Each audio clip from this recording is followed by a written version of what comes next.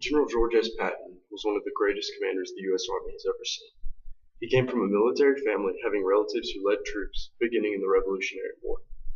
According to his biography, he knew from day one that he was going to be a military man.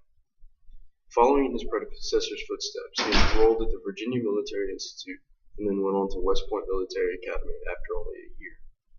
He graduated in 1909, just before the beginning of World War I. Shortly after marrying his wife in 1910, he competed for the U.S. Army in the 1912 Stockholm Olympic Pentathlon Games. He came in 5th overall. After his short stint in the sporting world, he was sent to Mexico to aid in the battle against Pancho Villa. While leading his troops in Mexico, he impressed General Pershing by fighting alongside his men and killing one of Villa's right-hand men in battle. Patton received a promotion after this and was then sent on to fight in World War I at the Battle of Cambrai in France. Patton showed exemplary skills in tank warfare and established himself as one of the greatest armored commanders in the history of the U.S. Army. His career came to fruition in World War II, however, commanding both the 3rd and 7th U.S. Armies. He once said to his men before the Battle at Normandy, "Keep advancing, whether we go over, under, or through our enemies." A few months later, Patton's armored division was at the tip of the spear which drove straight through Nazi Germany to the heart of Berlin and conquered the Nazi resistance. Unfortunately, in December of 1945, he was killed in a car accident outside the field of battle. General Patton was an image of leadership throughout the world and an unforgettable sculptor of our armed forces that have battled to stop the spread of communism and preserve the free world. Without our armed forces to keep us safe, our country would be vulnerable to attack and possibly colonization by other countries or rebel groups. General Patton was the father of modern-day tank warfare, which to this day has helped the U.S. be the arm of justice, defend themselves, and fight communism and terrorism throughout the world.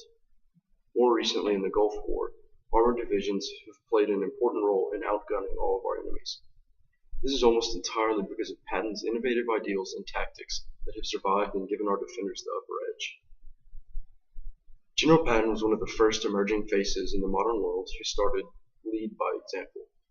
He was not one of the leaders who sat far behind the Allied lines and led from the rear. He was active in his command and routinely visited the front lines to motivate and direct the men under his command.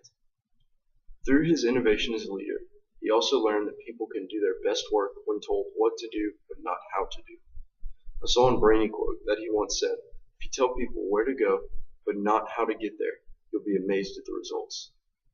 This is the kind of leadership which he enveloped and has continued to show up throughout history as an amazing way to inspire innovation and invention, not only in the military, but in all walks of life. Throughout the years since his first seat of leadership in the battle against Pancho Villa, General Patton has touched each of our lives.